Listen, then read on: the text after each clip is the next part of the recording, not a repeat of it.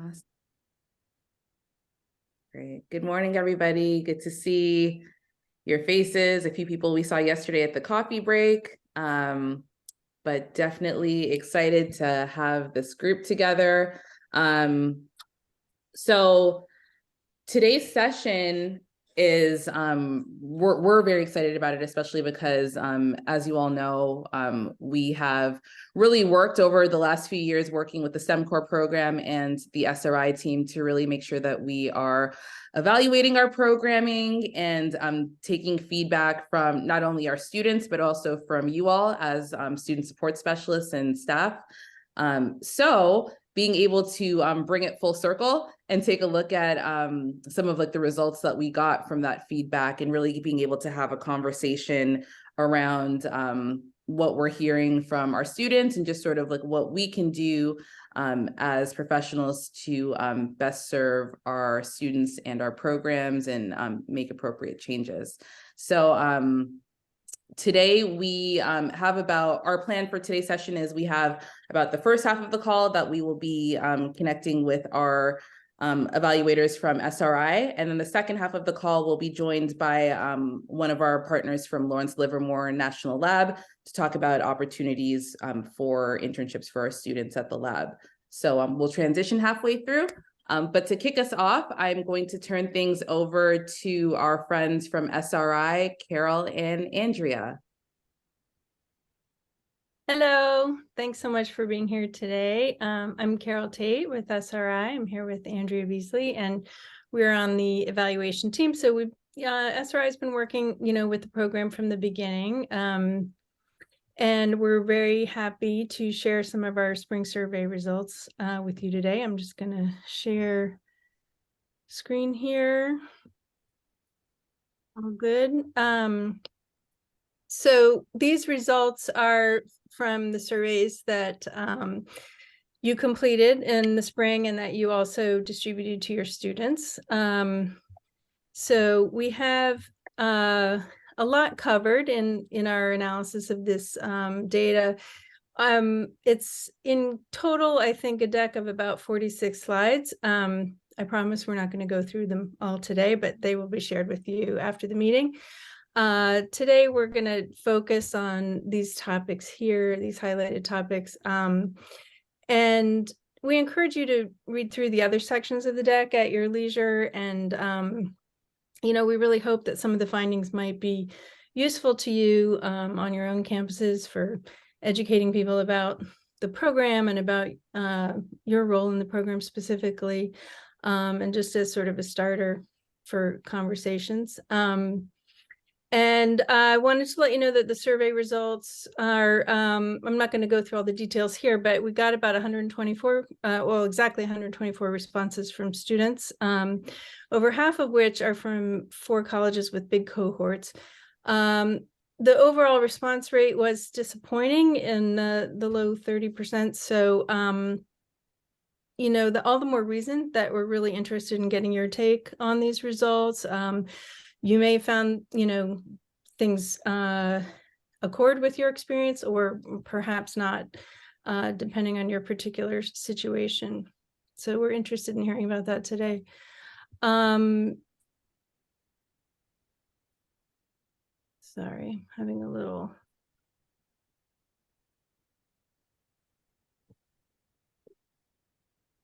So I want to put out these guiding questions that, are the things we're hoping to discuss as a group and topics we hope to address as we present our findings today. We want this to be a discussion, so please feel free to ask questions at any point or offer comments, either by unmuting or putting things into the chat. And we'll reserve time for discussion as well. We'll start with a section that was new this year in the student survey regarding a few items about student identity. We're curious to see if these responses jibe with your own impressions, and we're also interested in how you see these findings relating to some of the other topic areas we'll talk about later regarding barriers and supports for student success. So these ones are Likert scale items. The gray is neutral. So if you combine the yellow and the green, these are the positive responses on the left. And as you can see, students report pretty high confidence, or I should say a high percentage of students report feeling confident. The importance of math to their careers. They seem to value math highly.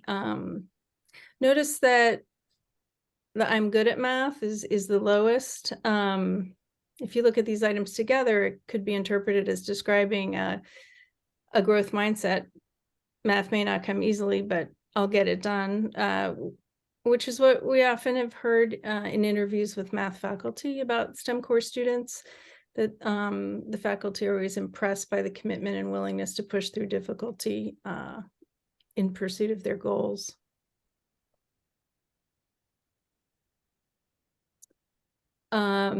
I see this slide as a testament to your work. Students feel this sense of belonging and confidence in their programs, with agreement over 80% on all three.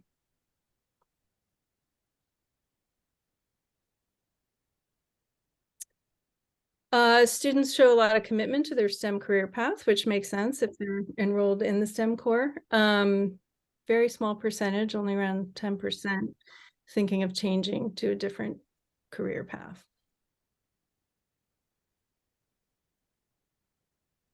I'm not monitoring the chat, Cheryl, so I just want to make sure I see some messages there. If there's anybody who wants to make a comment or... Not as yet. It's more welcomes so far. Oh, okay, great. Next, I'll turn to student needs and supports from the perspective of both you, the student support specialists, and also from the students themselves. And, you know, keep in mind the sense of commitment to STEM that we saw in the previous slides as we look at these results.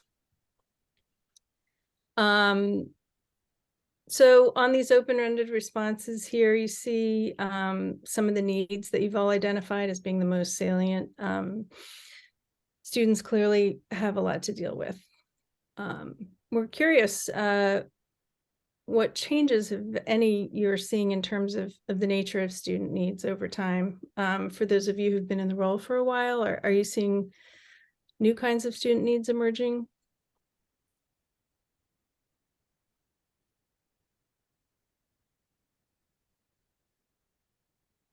Do you want to just jump in, Carol? Sure.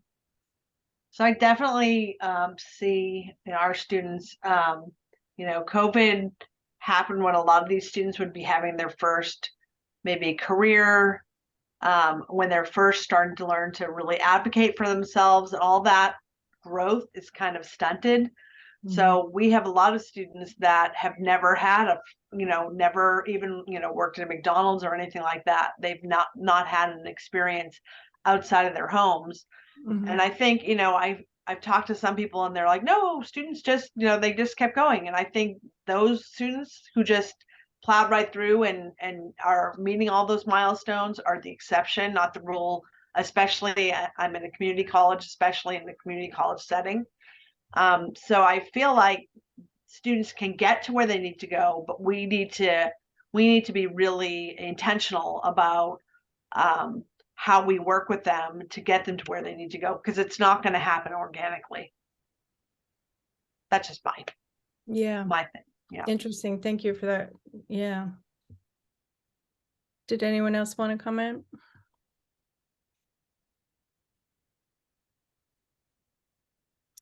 So we'll look now then at the students' reports from their survey. Here we asked not quite the same question of students, but a similar question. And you see here, you know, lack of motivation as a very big barrier from student side. Emotional hardship and course difficulty, which accord with the needs identified by you all. We found this lack of motivation in combination with the strong professed commitment to STEM careers that we saw earlier interesting. And I'd be interested to hear what you make of that. of course, lack of motivation could mean kind of many things. And, that's another thing maybe to discuss is what does that mean? Is that evidence of depression or other kinds of, issues? So, while student support specialists maybe tend to frame the issues or the barriers as issues of time management, students cite these kind of emotional hardship and as a big barrier. And, maybe kind of two sides of the same coin. I don't know. Mm-hmm. Carol, it's interesting. I think the lack of motivation / emotional hardship can be somewhat subjective and really up for interpretation by the student who is self-identifying. So it'd be interesting to hear, like, I know that we don't always have like the open-ended portion of this, like, but how students are attributing those factors for each. Right. We did have the open end on the, on the support specialist side, and here are some of the things that, they said about the challenges facing students. Clearly the needs beyond academic needs or on top of academic needs are very salient. And so, one thing to discuss is maybe like, do support specialists feel like they have the access to supports to help them deal with these kinds of needs? How does their preparation, fit with what you end up facing? Becca brings up a point in the chat, noting the biggest barriers are still financial ones. Students are working too many hours to be able to succeed in school. And I think that all of our support specialists across the network can echo that's definitely a challenge that we see many of our students facing. So as a support specialist, when you can identify a need like that, that's a barrier. And how do we, like, funding could fix it, but Right. how do you step in to be able to support our students in those areas? And I think some of that feedback has been part of the reason that the STEM core and growth sector has really been trying to focus on stipending students for summer bridge programming and being able to increase wages for internships and being able to offer internship and research opportunities during the academic year. That way students have the opportunity to earn money while working in the field, but all valid barriers. Yeah, I mean, that is a hugely important point. And you will find more detail in the full deck on actually how much students are working and how many of them are working, and a lot of them are working a lot. So it is a lot to balance. Could I jump in maybe just? Sure. Say they're really, really strongly dedicated to STEM career, and they're also all reporting motivational issues. And something that I find with a lot of my students, I mean, certainly you're not wrong to think that depression is a factor. I see a lot of my students, they have a disconnect between their big picture and their short-term picture. And big picture, they want a STEM career because they can't imagine like being happy doing anything else. And so that, like, I'll do anything it takes, but they don't have a strong short-term sense for how their actions today impact whether that long-term picture is going to take place or not. And they're just really overwhelmed. They're very much not confident in the moment that they can do the thing that's in front of them. They have really strong avoidance tendencies. So things get a little bit tough and they just like put it down and they walk away. And they don't see that as a barrier to long-term success. Like there's, they can kind of acknowledge like, oh, this is an issue. I need to work on my motivation. But they're perpetually convinced that things will magically be better next semester, next year, next time. It's like the lottery ticket, right? Yeah. Without like being able to really evaluate what they need to physically change about how they are interacting with the world to make it happen. And I feel like this is stronger since COVID. Interesting.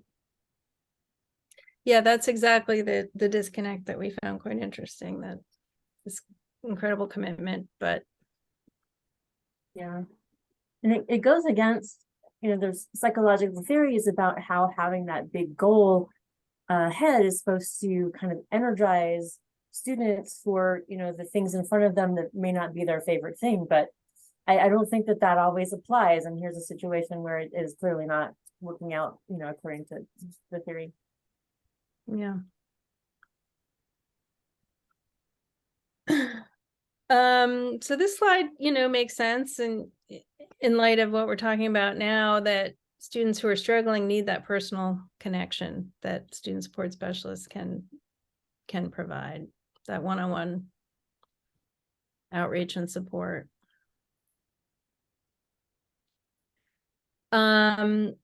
And interestingly, this long-term goal setting and the near-term planning were among the most valued supports from the student's perspective. I think the big takeaway from this slide, if you combine the green and yellow, is that all the supports are very much appreciated by students. And of course, this kind of appreciation of all the planning stuff, you may find that funny if you have trouble getting students to show up to meetings and things about planning. But it does seem that they are very appreciative of that. And you'd see in the full deck that they also appreciate the workshops a lot. All of them really get good reviews. We'll talk a little bit about identifying and applying to internships. The majority of students, responding said that they felt very well prepared for the internship application process. It seems very successful. All the step-by-step guidance was appreciated. Here's just some information about the applications. One respondent said that they applied to 40 internships, which I thought was interesting. Sounded like a lot, but most applied to just one or two. Again, there's more detail in the deck. I mean, one of the things that I thought was interesting was this sort of, a lot of them didn't apply because here are some of the places that they applied, a big range, TikTok, federal labs, academic settings, all different kinds of companies. But, reasons for not applying, time. So that brings in the work that, we were talking about, but also a lot of those responses were about students who were taking coursework in the summer and trying to get through their program, and that said they didn't have time for the internship because of that.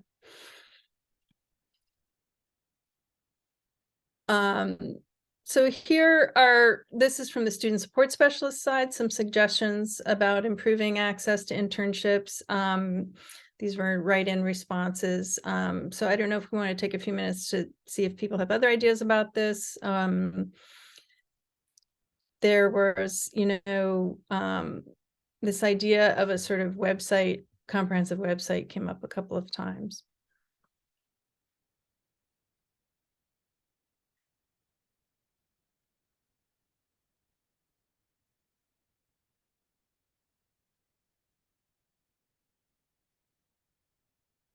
I'll share a little bit about student views of the STEM core and reasons for joining the program. This came out similar to last year. It's not surprising, achieving career goals, accessing internships, and being in the supportive community are all things that the program is designed to do. So it's no surprise that's what inspires students to join. A couple of the write-ins that students gave on why they joined the STEM core math support. It's a big reason. And this quote at the bottom just kind of sums up just that desire for guidance and better opportunities than they could find on their own.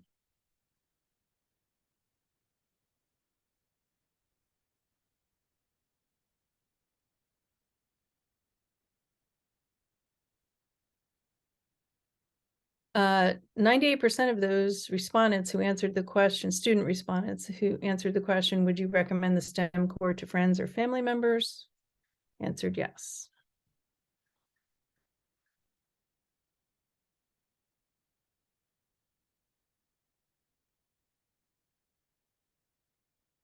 And here are just a few more quotes about recommending the program and what the program offers to students.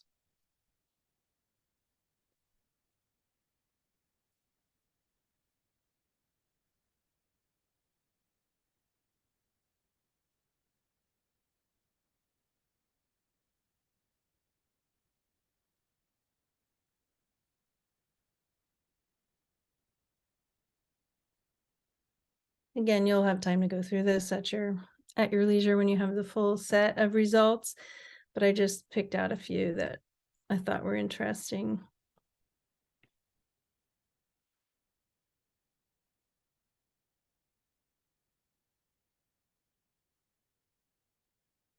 I like this STEM core reduces the stress of finding out everything on your own.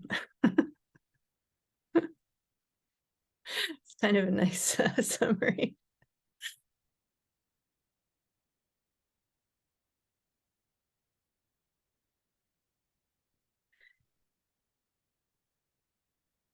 This slide shows how students responded to the question on the survey. Has participating in STEM core made you think differently about your future career plans? If so, how? And they almost all said that it sort of solidified their commitment to a STEM career. In a few cases, we had respondents who said they realized they were not interested in STEM, which is fair enough.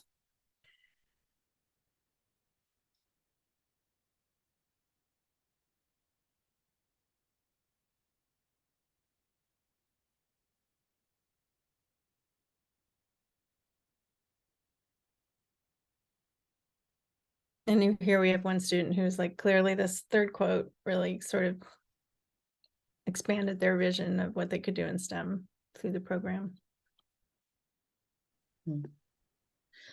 That point about student confidence, I'm wondering, like, from our support specialists on the call, like if you, because I think that's something that we hear from students as like they start to make it through the program, like when they're doing the confident things, like applying for the internships and maybe sometimes when they're in the one-on-ones with us. But I'm wondering, as you've been having conversations with your students, like where have, or I guess, where have you seen, or what are some of the areas that we think were most assisting students in gaining that confidence? I asked because like, you know, we've done workshops around like STEM identity, resilience, and trying to work to build student confidence, but obviously all of our students don't attend those workshops, and this is like day-to-day practice. So I'm just wondering what you all would identify as those potential like markers or significant things that we can do as practitioners to help build our students' confidence up as they are with us during the program.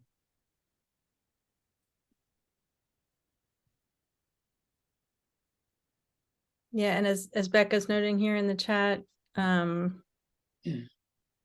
when students don't have confidence and do become overwhelmed, and overwhelmed is a word that I think really, when you go through the surveys and you read all of the responses, that word really kind of is very, you know, good way of kind of summing up the vibe that you're getting from a lot of the students. And yeah, that's kind of hide in a way, and like they're not responding and they're not going to class, right? So they're kind of like, I'll just hide out for a while. usually doesn't make the situation better. No, it doesn't. It's a And very so, human impulse, but it doesn't help. yeah, so an important question, what can be done to help them sort of navigate that?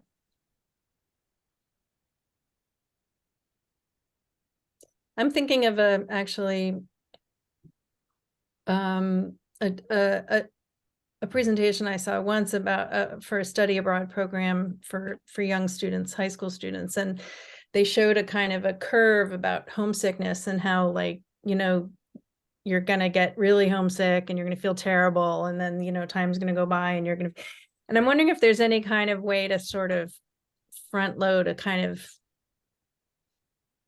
you know, something to tell students like this might happen to you and this is what it feels like and looks like, and, you know, before they get overwhelmed, right? Rather than sort of only responding when they're manifesting those issues and are so unable to cope. I don't know if it would help, but just to sort of know that it's a thing, right? And maybe recognize.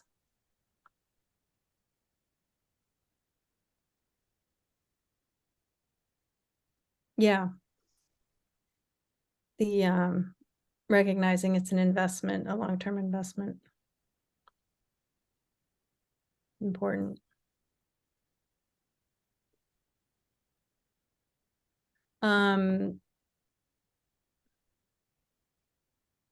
So, you know, really, the biggest suggestion when we gave them a sort of an open forum for suggestions for improvement was all about the cohort experience and that social support. Not a surprise. So I would think that would be, you know, definitely, I know that's a focus of a lot of your efforts, but just to show that it is a very key component and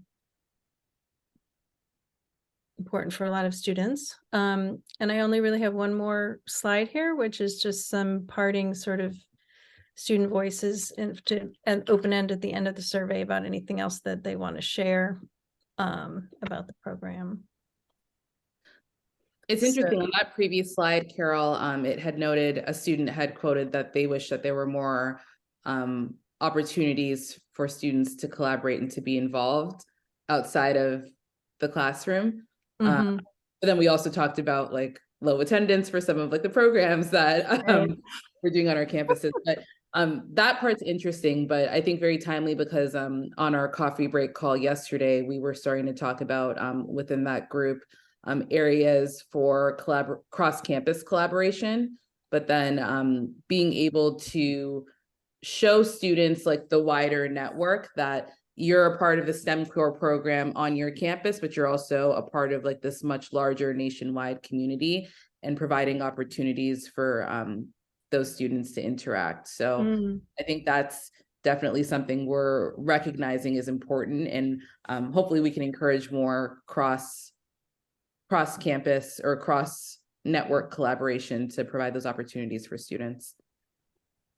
Yeah, for sure.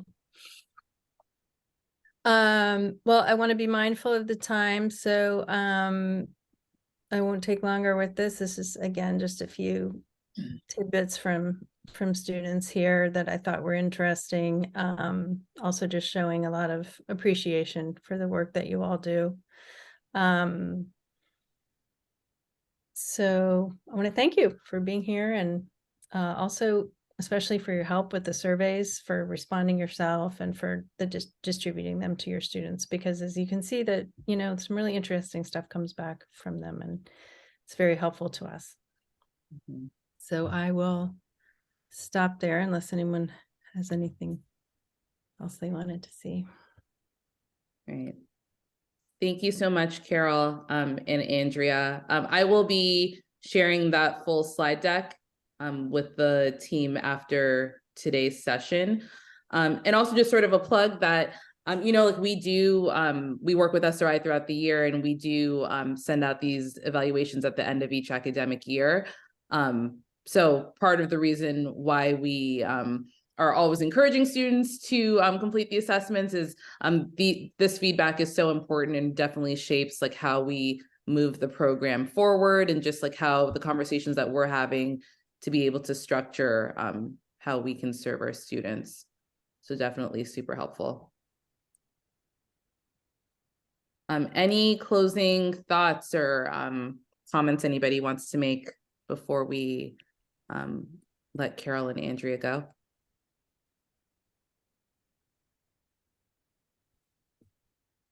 Perfect. All right. Well, thank you both so much for your time. Much appreciated. Sure. Thank you all for coming. Bye-bye. See you guys. All right, team. So the other half of today's call is we had initially planned for our Randy Pico is a longtime partner from Lawrence Livermore National Lab, who was initially supposed to be coming on to speak to about opportunities coming up. He may still join us, but may not. But it's okay. We still have great information. I think Gabe has recently connected with Randy, so is going to give a brief overview of some of the upcoming opportunities for our students and just in general with the National Lab. Cool. Thanks, Cheryl. And I'm looking at Jean laughing because I know she works closely with Randy and knows how busy he can be. So Randy's the engineering technology superintendent over at Lawrence Livermore Lab. I think he oversees 1,000 engineering technologists, and as many of you have heard us talk about, the engineering technologists at the national labs play a really critical role in the basically fabrication and creation and maintenance of all of that super custom technology. And everything I say about Livermore, please keep in mind that there are really similar positions at Stanford Linear Accelerator National Lab, Lawrence Berkeley National Lab, National Renewable Energy Lab. Cinnamon, I'm looking at you, right? So regionally, it's not just Livermore, but I think it is significant.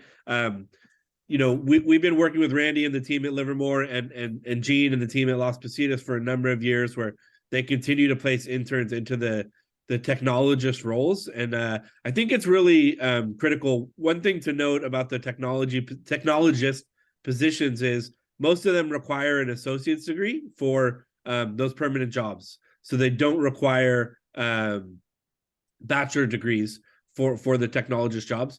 But the internships as technologists can be really amazing experience for students, even if they're on the road to transfer to a 4-year degree, or as kind of what we were just talking about, if they're not quite sure. I know a lot of students get into the STEM core and have all intents and hopes on getting through the 3 calculus courses and making it work, and then other needs arise and they need full-time work sooner. So Randy was going to basically come on and say he wants to expand the reach of the Livermore internships. They've taken interns from Las Positas the last number of years, and maybe 1 or 2 from Ohlone as well. But definitely Don and our Shawol and our other Bay Area folks, Becca, they're really interested in expanding the reach to other Bay Area campuses this summer. And the best way for students to get involved is to complete the growth sector STEM core internship application. Essentially, Randy is going to be just asking for resumes probably around the turn of the semester. I think the main challenge for some of your students is going to be transportation. Livermore is it's out there on 580, but really great opportunities across a number of departments. Jean, I wanted to just, open it up to you a little bit. I know you've been working with the engineering technology program and the STEM core for a number of years. You guys are you expecting to place students this summer at the lab as well? So this summer is going to be different in a good way. So the folks in the engineering technology sector really wanted just students pursuing an AS. They were not interested in students pursuing a 4-year degree. They really discouraged that. So this year is the first time they are encouraging transfer students to also apply. I think they have recognized that they need to throw a wider net in order to meet their needs.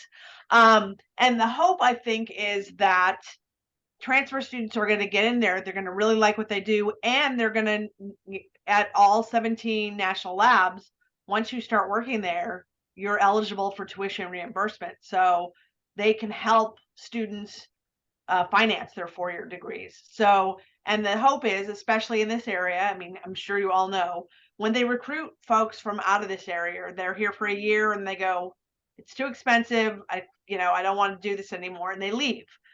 Whereas if they recruit from the immediate area, folks tend to stay because they're already aware of what the financial situation is. Yep. So we're very excited about this. And for folks in other areas, this need exists in all 17 national labs. Yep. Gene, I really appreciate you putting that fine point on it. I think even when we started the program at Las Positas, there were students who did engineering technology internships and changed majors to computer science, but because they had that connection with the lab, they got hired as computer scientists, interns, and were paid while they went to school. There's so many who have it's kind of cool now who've gotten not just bachelor's degrees, but even a few have gotten master's degrees in the time since they got the associate's degree. And so I think a lot of it is just really the lab understands, like you said, Gene, they want to create a local pathway to work. So they're taking students where they're at and really making it work. Gene, my understanding, the technologist jobs, I think last time we heard, pay an average of about $65,000 a year. Yeah, 60 to 70, and that's according to the Bureau of Labor Statistics. That's not even something we just said. Right. Somebody said, you have to have proof of that. So I found proof. Yeah. The other thing I want to just add, we just had a event with the IT operations at the lab. They are in similar need of folks with CNT AS degrees, not going for a CS 4-year degree. And those positions start at an even higher salary. So really exciting stuff. They have a ton of openings, and they are willing to do internships with folks who have pretty minimal experience, and then hiring if they have a few of like CompTIA, those type of certifications. That's really helpful, Gene. The last thing I would add, I think there's opportunities at all the labs, but Livermore, Sandia, Los Alamos, the nuclear labs, I mean, like, frankly, they just have a lot more money right now, right? They're growing in a different way. So I think like Stanford Linear Accelerator, Don, that might be a little closer for your students. And Becca, I know we've placed a lot of mission students at SLAC before, but I think the nuclear labs are growing in a different kind of way. And so it's just something to consider. And I think as when we do the growth sector internship interviews with students, we do try and assess, like, do you have a car and what's your capabilities? But I think as support specialists, as part of our role is to also help students understand, like, what does that mean, and making sure that like most of us commute, right? And so just making sure students are aware that there's opportunities out there. Just it might be a little bit of a drive to start, but I really do think, and Gene, the proof is in the pudding. I think we started that program in 2015 or something. I think it's been like 50 or 60 students have been hired full time. 63. 63. So, like, it's not a joke. It's not just a couple students. That's a lot. That's a lot of students. And so, and many have like gone on to different jobs in different places and work at Tesla or other companies too, which is cool. Everybody's finding making it work for them. So, are there labs that have commuter connections, buses to Caltrain? I think that SLAC has a shuttle from Caltrain for sure. I think, and Livermore is, what is it? The ACE train, right? So the ACE train goes to downtown Livermore, and then there is a bus that goes to the lab. Yeah. And one thing I would give Randy's team of engineering supervisors is a lot of students have had good luck starting early and leaving early, right, Gene? So they'll do like a 6 to 3 shift, and that helps them avoid traffic, which is really nice during the summer. Yeah, they're super flexible, and they're even more flexible since COVID. Cool. So I do think we'll get Randy on here. I'm not sure he's usually pretty on top of it, and those of you that have seen him speak know he's a pretty engaging speaker. So we'll have to get him back, but I do want to make sure students are aware. Is it common for college students not on vehicles? It's not uncommon, Cinnamon, in the community college space, but it's it's challenged. Livermore is not the lab is not, none of the national labs really are like right in the urban center, right? They're big science facilities. So yeah, it's a little bit of a trek. Well, like this lab used to be an airport in the 50s. Before it was a lab, it was an airport for the Air Force, I think, or no, Navy, for the Navy. And then I know Cheryl's going to kill me if I don't mention this. You know, the best way for students to get any internship at the national labs is to do the community college internship application. So growth sector does our best to subsidize internships, and we have these relationships. Like with Randy, we're going to send him a bunch of resumes, but all the labs keep telling us not enough students are applying for the community college internship application. It's a lengthy application. If your students do it, then they're just like, they're already winning by trying. It's got essays and you need faculty letters of rec. And I think it's due in January, but you can apply to multiple labs. So Cinnamon, you could have a student apply to NREL, the close lab, and then maybe they have family in the Bay Area. They could also click and apply to those labs. So yeah, I would just encourage you guys to consider that.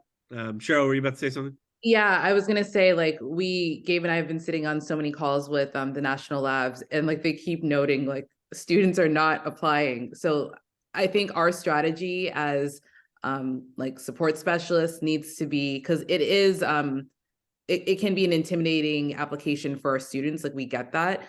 But we have a unique program where we have like dedicated support specialists for our cohorts. So we're hoping that growth sector can do our part, but also for you as support specialists to sit down with your students and do the application. Like that's the only way. I mean, we'll have our motivated students who get it done and do it, but also realizing that they need to work ahead of the curve because it's due in January. There are a few essay questions. They need to identify potential research topics that they're interested in. They need letters of recommendation from faculty, but they get all that done and they're one of very few applications that are in there.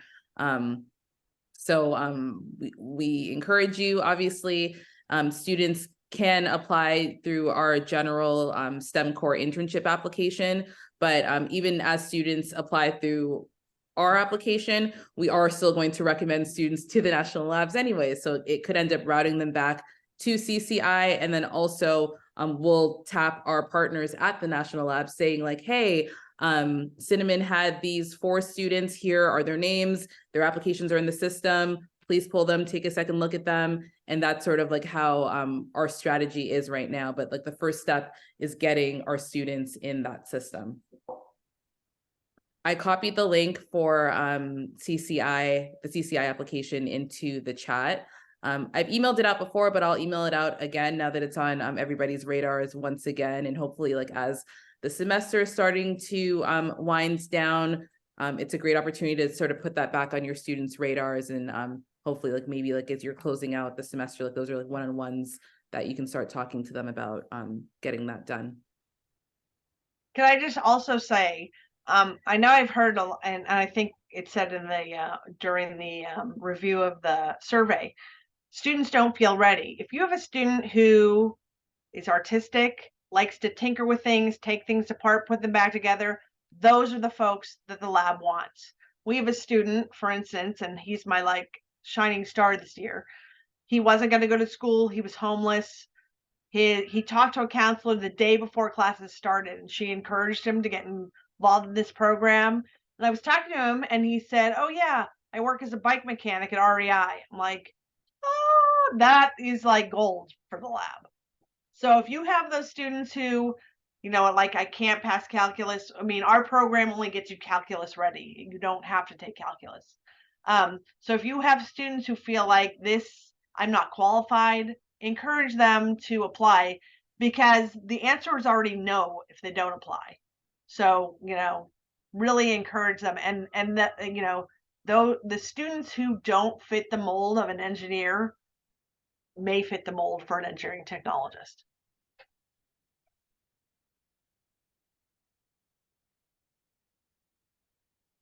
Dean, thanks so much for sharing all You're of your welcome. valuable insight. It's super helpful to have a colleague who's gone through it, who's worked so much with the lab, and just hearing your take on everything. And I'll just close it out with, I just want to, again, thank all of you for spreading the word for the general STEM core internship application. Again, I just put a copy of or a link to the flyer in the chat, and I'm sharing the flyer. Our growth sector team has already started interviewing your students as of the beginning of this week for first round interviews. So if your students have not applied, it's cool, but like they should start getting ready to apply, right? The application will be open going into the spring. However, the reason why we start the process so early is, again, we know a lot of the national labs are closing out their processes very early on in like December and in January.